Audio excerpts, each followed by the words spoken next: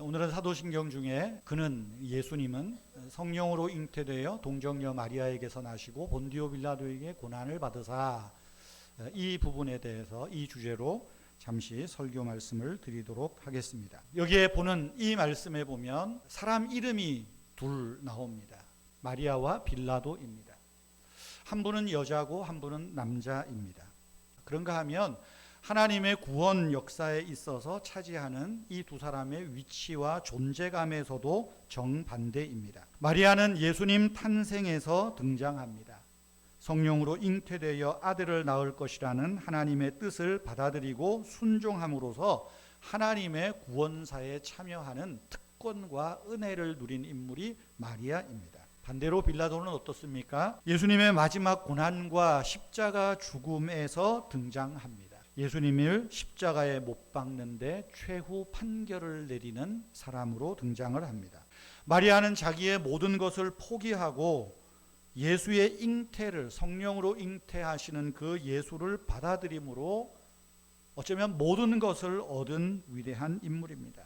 그러나 빌라도는 끝내 예수님을 거부함으로 모든 것을 잃고 말았습니다. 마리아는 하나님의 은총을 입은 존귀한 인간성을 대표한다면 빌라도는 하나님의 은총을 거부한 어쩌면 비참한 인간성을 대표하기도 합니다. 예수님은 성령으로 잉태되어 동정녀의 마리아에게서 탄생하셨다. 예수님의 동정녀 탄생을 기록한 곳은 신약성경에 두 군데 나옵니다. 마태복음 1장과 누가복음 1장에 기록되어 있습니다. 마태복음 1장은 요셉의 반응을 중심으로 기록합니다. 반대로 누가복음은 어떨까요? 누가복음은 마리아의 반응입니다.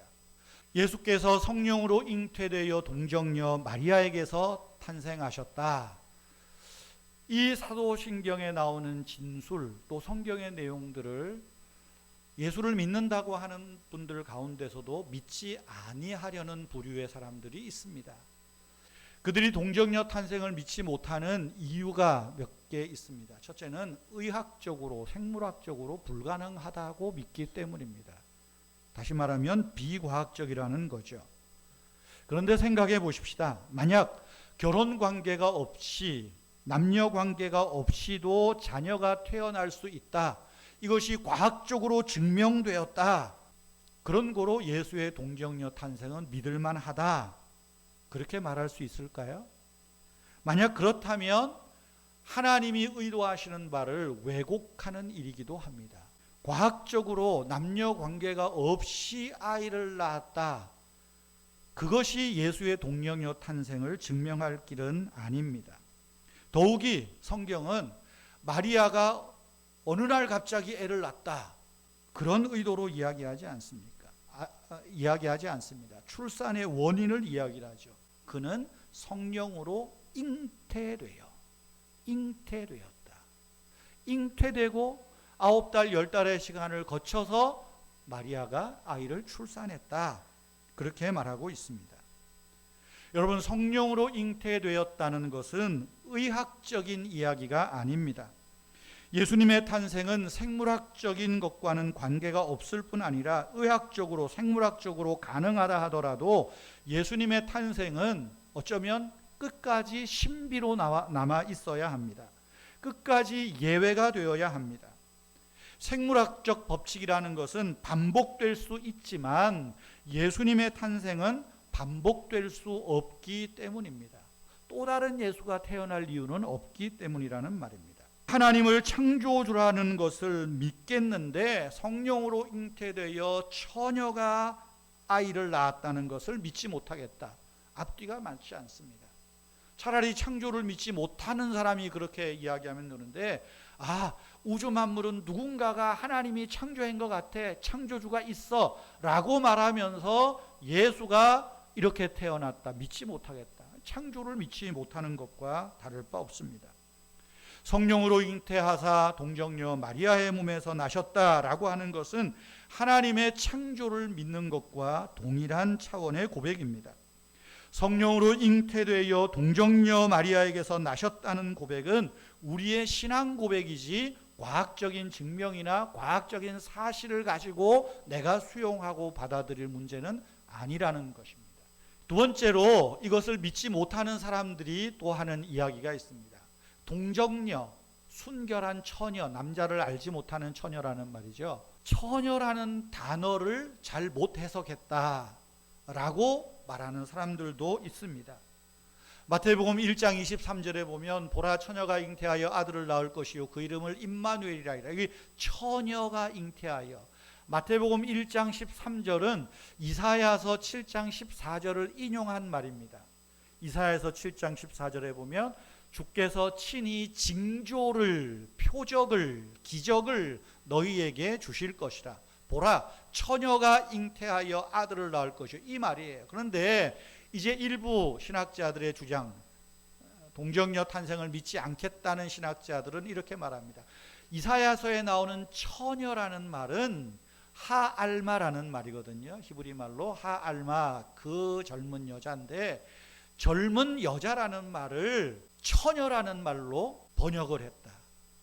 이 처녀라는 말이 아니라 젊은 여자라는 말이에요. 이 말에 차이가 있습니다. 젊은 여자라는 말은 결혼한 젊은 여자, 젊은 부인이 될 수도 있는데 성경에서 말하는 것은 남자를 알지 못하는, 남자와 성적인 관계를 맺지 않은 처녀, 그것을 강조하는 거예요. 그런데 일부 신학자들은 이 구약의 말을 잘못 번역해서 그렇다, 그렇게 말하고 있습니다. 그런데 여러분, 이 말씀도 가만히 보십시오. 이사야서 7장에 보면 주께서 친히 징조를 너희에게 주신다 그래요. 징조, 표적, 사인, 기적을 주는데 만약에 젊은 여자, 결혼한 젊은 여자가 특별한 아이를 낳아서 특별히 성장해서 특별한 사람이 되게 했다, 그렇게 말한다면 징조는 의미가 없어요. 징조라는 말에 해석할 길이 없어요.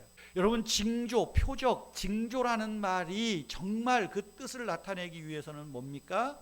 젊은 여자라 하더라도 이 여자는 결혼하지 않은 여자, 처녀, 남자와 관계를 맺지 않은 그 여자를 통해서 아들을 낳는 것이 징조라는 거예요. 예수님 탄생하기 전에 이사야가 그것을 예언적으로 하시는 한 말씀이라는 것입니다. 마태복음에 보면 마리아와 약혼한 요셉이 갈등하는 내용들을 쭉 이야기하고 있습니다. 약혼을 했어요. 이제 결혼을 앞두고 있어요. 결혼하기 전까지는 아직은 둘이 남녀 관계, 성관계를 맺지 않고 있습니다. 그런데 자기와 약혼한 마리아가 아이를 낳았다. 얼마나 놀랄 일입니까? 당시 율법으로는 아직 결혼하지 않은 여자가 아이를 낳으면 사형 언도를 받아야 될 그런 죄에 들어가는 겁니다. 요셉은 굉장히 신중한 사람 같습니다. 그 사실을 알고는 요셉이 이 일을 곰곰이 생각합니다.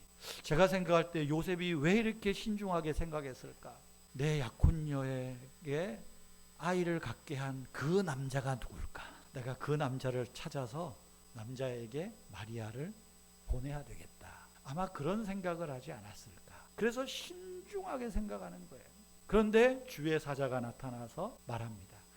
네 아내 될 마리아는 성령으로 잉태된 것이다. 그녀 데려오기를 무서워하지 말라. 요셉이 하나님 사자의 이야기를 듣고 일어나서 마리아를 데려옵니다. 그리고 성경은 말하죠. 아기를 낳기까지 동침하지 아니하니라. 이 정황을 보세요. 여기 언어학자들이 말하는 젊은 여자, 결혼한 여자, 요셉과 관계를 맺었을 수도 있어, 이렇게 말하는 것은 성경을 왜곡하는 일이기도 합니다. 누가복음도 마찬가지죠. 가브리엘이 마리아에게 네가 아들을 낳을 것이다. 아니, 내가 아직 남자를 알지 못하는데, 남자와 관계를 맺지도 않았는데 무슨 아들을 낳는다고 합니까?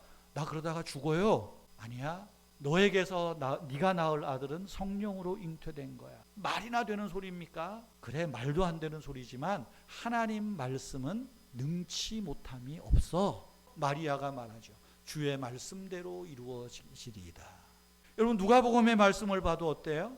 마리아는 처녀, 남자를 알지 못하는, 남자와 관계를 맺지 않은 상태에서 아이를 베고 아이를 낳은 그 여인이다 라고 말하는 거예요. 그러니까 이 징조의 이야기를 하면서 이렇게 반박을 하니까 자유주의 신학자들 중에 일부 사람들은 발을 싹 뺍니다. 그래, 마리아가 젊은 여자, 처녀, 그게 중요하지 않아. 예수님은 독특한 방법으로 탄생했고 특별하신 분이라는 것만 믿으면 돼. 예수님은 특별한 사람이어서 우리 죄를 위해서 십자가에 죽고 하나님이 특별한 방법으로 그를 부활하게 하셨어. 그것만 믿으면 돼 라고 이야기를 합니다. 그런데 여러분, 성경에서 마태복음과 누가복음을 통해서 우리에게 강조하는 게 뭡니까? 동정녀 마리아의 몸에서 성령으로 잉태되어 예수가 태어났다라는 말입니다. 이것은 예수님이 누구신지, 어떤 분이신지, 우리가 예수님을 어떤 분으로 믿어야 할지를 이야기하는 아주 중요한 내용이기 때문에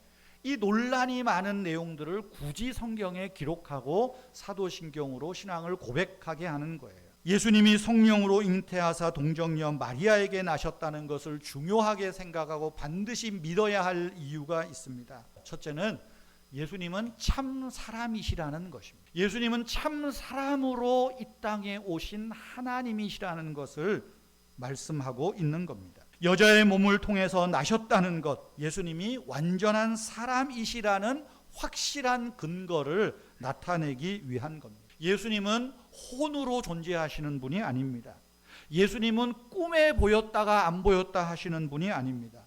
예수님은 사람을 통하여 사람으로, 아기로 나셨고, 그리고 예수님은 사람으로, 어른으로 성장하셨고 일생을 사셨던 분입니다. 신앙 고백에서도 성경에서도 예수는 하나님이신 그분이 사람이 되셨다라는 것을 강조하고 있는 겁니다. 요한 1서에서도 말하죠. 요한 1서 4장 2절 3절에 보면 예수께서 육체로 오신 것을 시인하는 자마다 하나님께 속한 것이요, 이것을 시인하지 않는 자는 하나님께 속한 것이 아니라 말합니다. 사도 요한이 누굽니까? 그는 예수를 직접 보고 손으로 만지고 눈으로 보고 그 음성을 들었던 분 아닙니까? 그가 하는 말이에요. 예수가 육체로 오신 것을 시인하는 자가 하나님께 속한 것이다. 예수가 육체로 오신 것을 인정하고 믿는 것, 이것이 신앙의 출발이라고 말하는 겁니다. 두 번째로 예수께서 사람으로 동정녀 몸에서 오셨다는 말은 예수님이 참 신으로 오셨다, 같은 맥락의 말씀이지만 앞부분은 사람이시다, 참 사람이시다. 두 번째로 예수님은 성령으로 잉태되어 오신 그분은 참 하나님, 참 신이시다라는 것을 증명하고 나타내기 위한 겁니다. 사람이 되신 하나님, 그분이, 사람으로 오신 그분이 참 하나님이시다 라고 말하고 있는 겁니다. 예수님께서, 하나님께서 이 세상에 사람으로 오시기 위해서는 특별한 방법, 특별한 과정이 필요한 것입니다. 그것이 성령으로, 하나님의 영으로 잉태되어 사람의 몸을 빌려 태어나시는 것입니다. 성령으로 잉태되어 나셨다는 것은 사람으로 나시되 그가 곧 하나님이라는 징조, 사인을 나타내시는 거예요. 그 징조가 성령으로 잉태되어 나셨다 하는 말씀입니다. 성령으로 잉태되어 동정녀 마리아에게서 나셨다는 것은 예수님은 완전한 사람이요 완전한 하나님으로 세상에 오셨음을 믿는 고백입니다. 여러분, 우리가 동정녀 탄생에 대하여 믿어야 할 세 번째 이유가 있습니다. 그것은 하나님의 구원 역사이기 때문입니다. 동정녀 몸에서 나신 것 역시 하나님의 구원의 일이기 때문에 그렇다는 겁니다. 하나님의 계시가 일어나는 현장에서 가장 중요한 것은 인간이 아니라 하나님입니다. 인간의 경건성, 인간의 행동, 어떤 인간의 경건한 행동, 신앙의 열심이 하나님의 구원을 가져오는 것 아닙니다. 구원은 하나님 그분의 일이고 역사라는 사실입니다. 하나님은 당신의 구원 역사에서 주도적으로 당신이, 하나님이 일하십니다. 인간은 수동적일 뿐이에요. 구원의 역사에서 돋보여야 할 것은 하나님 자신입니다. 마리아는 하나님의 구원 역사에서 수동적인 분입니다. 특별한 은혜를 입어서 하나님의 구원에 쓰임받은 수동적 인물이라는 거예요. 성령으로 잉태되어 동정녀 마리아에게서 나셨다. 하나님이 주도적으로 우리를 구원하시기 위하여 나타내신 사인이라는 거예요. 마리아가 뭐라고 말합니까? 누가복음에 보면 주의 계집종이 오니 주의 말씀대로 이루어질지이다. 하나님은 당신의 구원 역사에서 그 방법으로 처녀 마리아에게 잉태되어 세상에 태어나심으로 하나님이 구원자이심을, 그리스도이심을, 우리의 소유자이심을 증명하시는 겁니다. 하나님이 사람이 되어 오셨다. 하나님이 인간의 역사 안으로 들어오셨다. 왜? 우리와 대화적인 관계, 우리의 형편을 공감하고 나누고 우리를 함께 하시는 인간의 몸을 입고 오신 것이다. 이렇게 강영한 교수가 이야기를 합니다. 성령으로 잉태하사 동정녀 마리아에게 나셨다는 이 믿음은 무너질 수도 없고 무너져서도 안 되는 우리 기독교 신앙의 가장 기본적 출발이라는 것 잊지 말아야 됩니다. 한 가지 더 생각할 것은 빌라도입니다. 여러분, 왜 빌라도가 사도신경의 내용에 들어갔을까요? 빌라도가 사도신경에 들어간 이유, 인류 역사 가운데 예수님의 사건은 인류 역사 가운데 일어난 사건이라는 거예요. 빌라도가 예수님 삶의 증인이라는 것입니다. 빌라도가 누굽니까? 26년에서 36년 로마 제국의 제5대 총독, 여기 5대 총독이라는 말은 지금 팔레스타인 지방, 중동 지역의 5대 총독으로 로마 황제의 명을 받아 거기에서 근무한 사람입니다. 그런데 그 빌라도 치하에서 예수님의 삶과 예수님의 죽음이 일어났다는 거예요. 그리고 그 빌라도는 예수님을 대면해서 본 사람이고 예수가 십자가에 못 박아 죽도록 마지막 최종 판결을 내린 사람이에요. 왜 이 사람의 이름을 사도신경에 넣었을까요? 예수의 삶과 죽음은 허구의 이야기가 아니라 역사적인 사건이라는 거예요. 실존의 사건이고 실존의 인물이라. 이것을 못 박아두는 거예요. 누구도 부인하지 못하게 하는 것입니다. 사랑하는 성도 여러분, 우리를 구원하기 위하여 이 땅에 오신 예수님은 성령을 통하여 성령으로 잉태되어 처녀 마리아를 통하여 나셨습니다. 예수님은 옛날 옛적에 누군가가 꾸며낸 이야기가 아니라 혼으로 존재하다 가신 분이 아니라 2000년 전에 로마에서 통치하던 빌라도 치하에서 일어난, 거기에서 탄생하고 거기에서 돌아가신 실제적 사건이다. 그 사실을 사도신경을 통하여 기록하고 우리에게 남기고 있습니다. 그 예수님은 완전한 인간으로 오셨고 흠없는 인간으로 사셨고 완전한 하나님으로서 보이는 예수를 믿게 했고 보이는 역사의 기록을 믿게 하도록 이 땅에 사셨다는 겁니다. 사랑하는 성도 여러분, 우리가 하나님의 창조를 믿는다면 성령으로 잉태되어 동정녀 몸에서 나신 예수님을 못 믿을 이유는 없을 것입니다. 사람이 되신 하나님이 우리 인류 역사에 들어오셔서 우리의 고난과 슬픔과 아픔을 공감해 주신다는 사실을 기억하십시오. 예수님이 우리의 아픔을 공감하고 계신다. 나와 함께 울고 계신다. 위로 얼마나 위로입니까? 뿐만 아니죠. 예수님의 기쁨과 평강을 우리에게 공유시켜 주십니다. 나의 평강을 너희에게 주노라. 하나님의 평강을 공유해 주십니다. 참 신이시며 참 인간으로 오시는 예수께서 이 한 주간에도 저와 여러분, 우리의 자녀들에게 은혜와 평강을 충만하게 주시는 복된 한 주가 되기를 주님의 이름으로 축원합니다. 우리 함께